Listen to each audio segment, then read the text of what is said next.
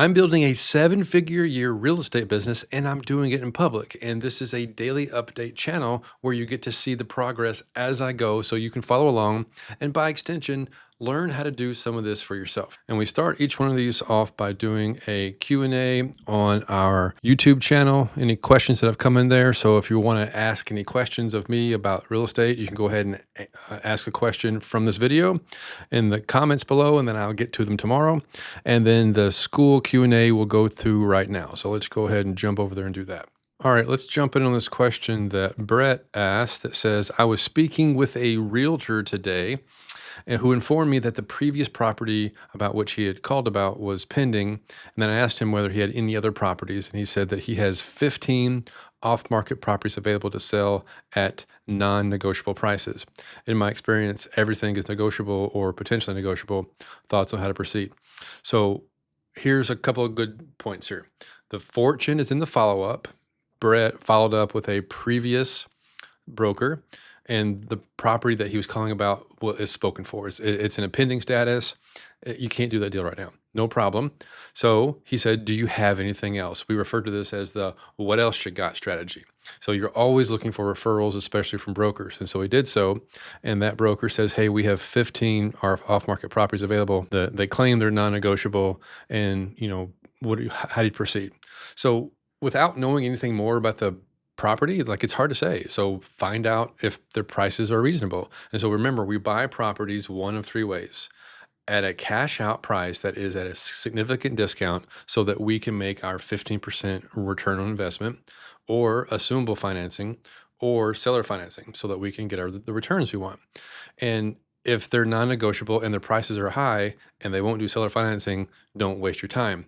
But you don't know yet. You have to inquire and say, okay, well, tell me about the properties and what are the prices? Are the prices at market rates, or are they at a good price that makes sense for an investor to buy it? And that's how I would follow up on this. Okay, we have another question here from Tate. He says he is a modified LOI. Is it acceptable? The seller broker modified this LOI on another deal that he's working on and wanted to know if these modifications were acceptable. And so he's wanting to know, should I move forward with a PSA, a purchase and sale agreement? And your assistance is super appreciated. So let's open this up. Okay, I've opened up this letter of intent that was a cash out offer for, he had originally offered 6.75 and they countered at 7.35. So a significant counter to the price. And the attorney will drop documents prior to closing. Buyer attorney will provide draft of purchase and sale agreement within 5 calendar days of the full execution of LOI. So this is another point to negotiate on. So we say, just in general, an attorney will draw it up, and no, the buyer, or in this case, the seller says, no. Oh, buyer attorney. Okay, this is even better. So they say that the buyer attorney will provide a draft of purchase and sale agreement, which is perfect because we're saying the same thing. We'll draw up all documents prior to closing. Okay, no problem. So we'll draft a purchase within 5 days of the full execution of this LOI. So perfect. They're basically telling us that you will do this thing that we were going to do anyway. And so we use this as a point of negotiation. Okay, the other thing is the due diligence period shall commence upon execution of the purchase and sale agreement. Okay, so this is a really big point of distinction for us. So we often say the effective date will not begin until all financials are received by the buyer. And they say, oh, no. The due diligence period begins as soon as we sign the agreement. And this is just, to me, an absolute non-negotiable. And so I will give them this, but I'm going to accept this. And so here's the reason why. This is a really important lesson. When I get a property under contract, I have a ticker that's going against me of due diligence. And I can't really do the due diligence unless the seller provides me the rent roll, the T12, the 2 or 3 years worth of P&Ls. And I say they must do it within 5 business days of signing the accepted agreement or LOI. If they don't, the ticker of the due diligence does not count against me. And the way most documents are written, the way most purchase and sale agreements are written, is that you're sitting waiting for the seller to provide you more information, and they have no incentive to do so because like their due diligence period is still working against you. And so we just flip that script and we just don't make this a consideration whatsoever. If you do not provide me the information, I can't do my homework. And therefore, I'm not being marked down for not doing my homework on time. Okay. So this is a really big point that I would push back on. So this says buyer to have a 30-day due diligence. I believe we asked for 80. So we always ask for 80 and we'll narrow it down to 60, maybe 45. 30 days just simply is not long enough. There's no way, especially when they're going to make it so that they're not going to give me the due diligence in time, because they always say they'll send the information to us within 5 business days. They never do. Rarely do they ever put in their homework in time. And so now this time is working against us. So I would push back on this one. And then close within 30 days after the expiration of the due diligence period. That's fine. Buyer may be able to close sooner. Yep. Deposit will be deposited with the title company within 3 business days. I'm not sure what we said earnest money and they said deposit. Okay, whatever. The signed PSA, and so instead of saying agreement, they changed it to PSA. That's fine. In the amount of $75,000, we said 32, and the amount that they want is 75. So they basically want a whole 1%, a little over 1% of the sales price. We push back on this pretty hard. What we often do is we say we'll put in, and they actually want an additional 128 later on. And it's like, we're just not doing that. Like, this is just not happening. We might put a total of 32 in now and then 32 in later once we've finished our due diligence, because we do a lot of deals and we just can't be slinging money out all over the place, having all these properties tied up with money that is like, we want to have an infinite supply of money, basically. Okay, expiration of due diligence period, an additional 128 deposit. We said earnest money, they say deposit, whatever, will be deposited in title company, and all deposits will be fully non-refundable to buyer. Okay, they're making it clear. All closing costs shall be paid by buyer. And so what they're saying here is the buyer is going to pay closing costs and the seller shall be responsible for paying commissions.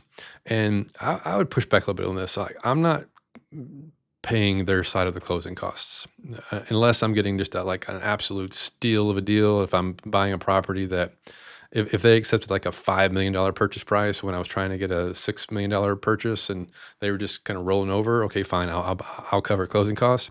But in the commercial space, not buying or not covering your own side of the closing cost is odd. Buyer and seller acknowledges that no other broker is involved in the transaction other than the CBRE, who is exclusively commercial broker, who exclusively represents the seller in this transaction. No dual agency exists. Okay, and this might be a state thing.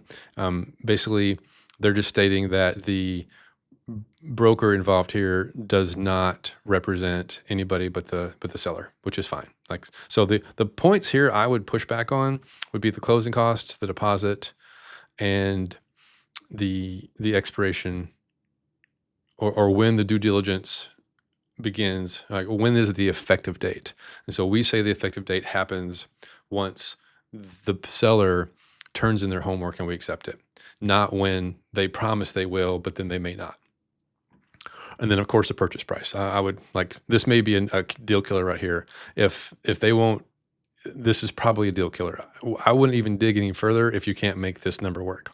If they're not flexible in their price and 7.3 is nowhere close to what's possible, next. He's like this was probably the highest we could go, maybe just $100,000 more.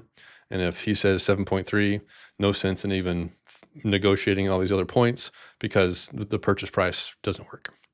Okay, here's another good question on this deal. In Buffalo, they're saying that she thinks that the sellers will find the due diligence period of the LOI of 80 days to be too long. And so what we do is, I've already actually want to answer this, is we ask for 80 days in order to get 60. So I still like to submit the LOI to the seller saying 80 days, and then they reasonably, oftentimes push back on that. Sometimes you just get it.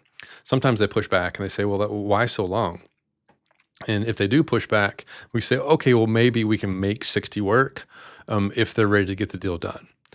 So what we do is we do a thorough financial audit of every penny of their business during the due diligence period. So it does take quite a bit of time. And so what we're doing is we're putting together a financial package to present to our investment group. And so we have to spend the time to put it together. We have to process everything you send us. We're going to ask you a whole bunch of questions, like 20, 30, 40 super probing questions. And then you're going to provide proof of everything that you say. So you can say nothing to us during due diligence, and we just say, okay, I got it. You must prove it with paperwork, else it doesn't exist. So if they say, yeah, there are leases in place and that person is going to be there for a year, well, where's the lease? Oh, we don't have leases. Well, then they're not going to be there for a year. It's not proven, right? So we're going to go through every single lease. We're going to go through every single financial document, and we're going to match up the bank statements with every transaction, because we're going to prove that we're buying this future stream of income, because we're taking that financial package, presenting it to capital partners, and those capital partners are going to make an investment with us based on these financial projections, based on your history, Mr. Seller. And so, Mr. Seller, you better be able to provide a four-penny audit of everything being that's gone on in the last 12 months for us to make this investment. That process takes quite a bit of time. And so doing that can take easily 30 to 45 days. Then we got to present it to our capital partners to make the investment. Sometimes they want to go visit the property, and so they got to take flights, and they got to go visit, and they got to hire an inspector. And so this process can take at least 60 days. And so we really want 80, but we'll take 60, I guess. And so that's how we negotiate that. And when we talk to the broker or the seller, we kind of give them the spiel. It's like, we're going to give you a financial probe, and it's going to be to the penny financial audit, and you're going to be able to prove everything to us. And so you cannot do that in 30 days, I guarantee you, because you won't be able to answer our questions fast enough. Okay, so here's one where it has a potential deal update. So Charles has a deal that he got a broker to call him back on, and this deal that he made an offer on that kind of fizzled kind of has resurfaced, which, by the way, is very common. So this is why we harp on follow-up so much. And so what they said is, hey, if you can reduce the close date from 90 to 75 days, the deal is yours. And I've looked at this financial, I helped him come up with this offer, and it's a 90 unit, and they're willing to accept the 4.5% or 4.5 million purchase price, and it's at a 10% down payment. 10% down payment, and it's a forecasted 28% cash on cash return. And so Peter, he says, that's one of the best deals I've seen in a while. Get that thing under contract yesterday. And so they basically have conceded and said, yes, we take your terms, but just let's close in 75 days instead of 90. So they just indicated motivation. And so Charles needs to get on the phone ASAP and start getting this LOI signed and the PSA negotiated, because he's got a deal. From what we can tell, everything that we've seen, he's got a deal. And then during due diligence, we'll do this whole process of confirming all the financial numbers that they've been claiming all along and what we made our offer based off of. But from early indications, this looks very promising, and this is exactly what you want to have happen. Remember, we make an offer of 90 days and we settle for 75. We say our closing period will be, a total of 80 plus 30 days, and we'll do 90 days. And so in this case, we'll make 75 days work, because we've negotiated such an amazing deal with this purchase price and a 10% down payment and a forecasted cash on cash return of 28%.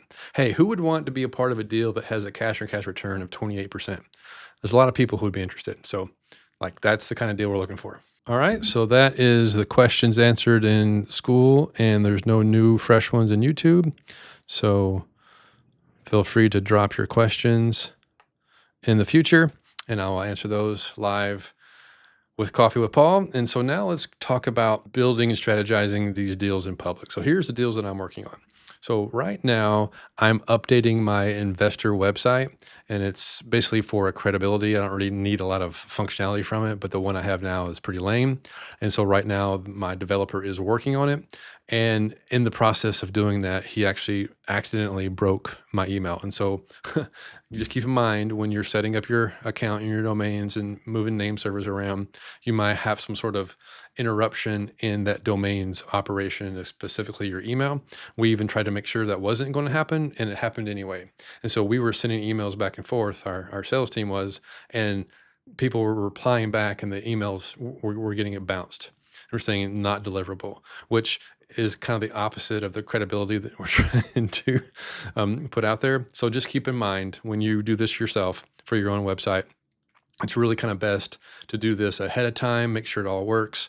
Whereas we were basically changing the tires while we were running down the road. So just put the right tires on the first place. Okay, so that's that. So we are working on a RV park in Texas, and we have it under contract, and we have a new interested party that wants to go look at the property. And so the person said, "Hey, I like what you have here. I want to be involved. Can I go look at the property?" And so the way we handle that is we say, "Absolutely, you can go look at the property, but we want you to understand how to operate when you're there. When you're there, you present yourself as a capital partner." With us. You are working with us. You know who we are. We are going to look at the property. You're there to take pictures, do your own physical due diligence, whatever you want to do. And then while you're there, the broker or seller who is meeting with you, you're the capital partner and you're looking forward to this project. What we don't want them doing is we don't want them trying to scoop the deal from us or saying things that jeopardizes the deal.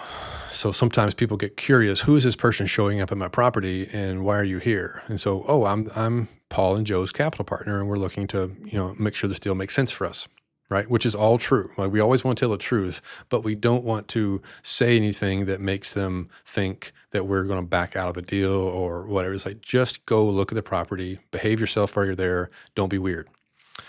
And another person that we talked to is very interested in this deal, and they asked us to fill out a property intake form. And so that's something I actually wanted to show you guys. And so this is the property intake form that one of our capital partners actually sent to us. And it's kind of an eye chart here. So I'll kind of zoom in. And basically, they wanted us to provide information, how many RV sites, park type, whether it's transient versus long-term versus mixed. And so we actually had a property or an investor pass on this one because this one tends to be more long-term than it is transient. And so transient is like basically recreational. Long-term is more affordable housing or workforce housing. They want to know some of the financial metrics. And they even asked some pretty thorough questions here about the finances, and then how the electric is billed, does the park pay? What type of electric service hookup does it have? Are the roads paved? And so this is actually a really good thing to have for for every asset class that you have, whether it be RV park or multifamily or storage. There's a couple of unique characteristics of each type of these assets that you want to kind of create a questionnaire for. And I like this. So I'm going to actually take this and include this in our own SOP or standard operating procedure so that when we have deals, we have kind of this intake form so that we can have all the facts in one place about this deal. And so I like this one. And we're finding more and more RV parks these days. So we're just going to keep this one going. So you feel free to take a screenshot of this. I'll zoom it out like this. Take a screenshot, and this would be a good resource for you to use if you're looking at RV park.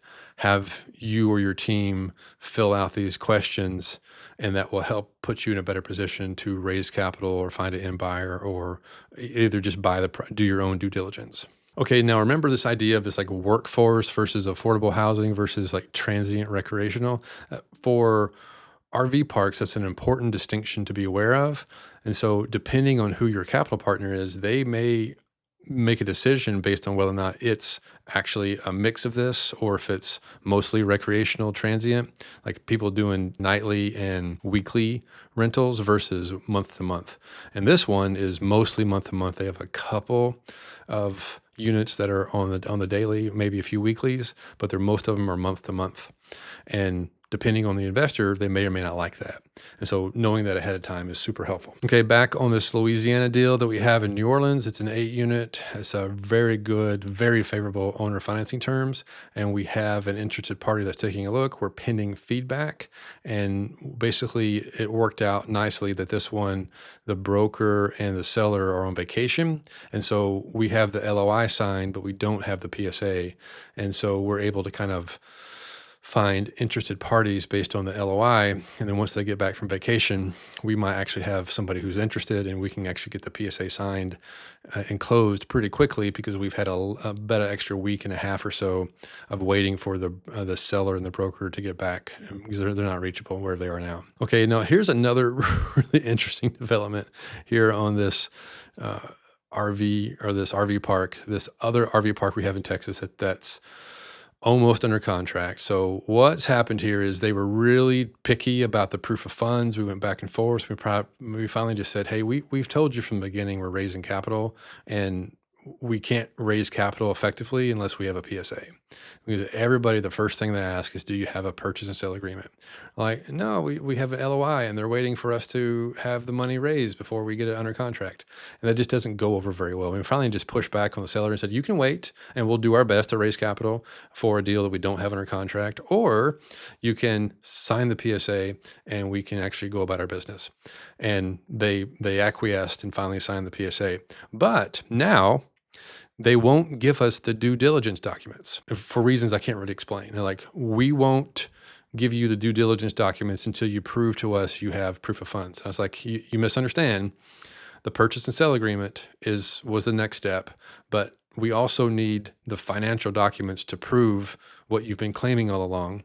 And we can't raise capital without some financial documents to prove what you've been claiming. A bank is not going to underwrite a deal unless they have financial documents. Neither is a capital partner. Neither is an investor. Anybody who has the capital to deploy to buy this property, to come in with us and buy this property, is going to take a serious look at this until they have actual financials. That's the first question they ask. Is it under contract? Do you have financials? And until we do, we can't do anything. And so I don't know what this seller has happened to them in the past that's make them so gun shy, but they are very wary of us. And we've done everything we can to be as forthright as possible, but they have been very difficult. So this deal may come unraveled. I just have no idea. But what we know for sure is, if they're not going to work with us, they're not going to work with anybody else either, because they're for whatever reason, they're just so gun shy. Okay, so the next one is that I'm consolidating my single family portfolio in Arkansas where I live. This is where I cut my teeth. I bought a bunch of single families, and I am scheduled to close this Friday. So a couple of days from now, I'll be closing on one property. I'll have one less property to deal with. And then I also have another property whose rehab was just finished. I was confirmed that it was finished yesterday, and the contractor called me and said, hey, would you like to do a walkthrough? So I'm doing a walkthrough tomorrow morning with him to put my eyes on it. My agent looked at it yesterday, said it looks fine, that the range wasn't there yet, but once the range is there, that they feel like it's good to go. And I'm going to do a walkthrough with this contractor. I usually don't do that. I usually prefer for my agent to do that. But in this case, this is the first time I'm using this contractor, and I like him so far. He's been very professional, and his rates were very reasonable from his quotes. And so I just want to further that relationship, because I might do more business with him here in Little Rock where I live. And so I just want to work on that relationship.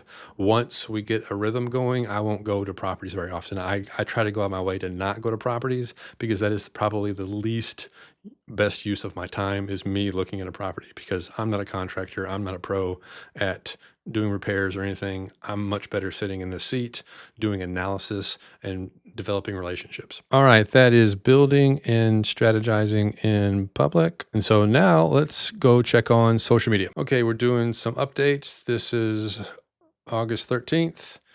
And on the long form channel, I believe we got a couple more subscribers. So we're at 1,064. Hey, moving on up. Check it out. And let's see, that was Coffee with Paul. Let's check on the other one, which is this long form, and we're still at 303. Okay, so I haven't posted there in a couple of days. So I'm recording a YouTube video tomorrow morning, actually. So I'm getting up early to get that filmed. And let's check on how we're doing on Instagram. That's funny. I went down. So I went I was up and now I'm down. So ups and downs of building a following. Okay, so now let's go check on members and we're at 3170. So this is growing quite a bit. So Skool has really taken off as a platform. And so we're getting a lot of just kind of organic traffic to our Skool community in a way we haven't seen in the past. I heard an update that Skool as a platform is adding 70,000 new individual members to their platform per day, which is staggering to me. That's a lot of people who are joining the Skool platform. So if you're not already familiar, you can go to skool.com and you can get a free account. It's completely free to be a user, kind of like it is on Facebook. And then there's a lot of free communities, which we have one here. And then of course we have the paid community as well, which I'll drop in the link in the description below. And that is the daily update. Make sure and ask some questions in the YouTube channel below or join our free Skool community and ask questions so that I can get some more ammunition to help build this company in public as we go. Thanks for joining.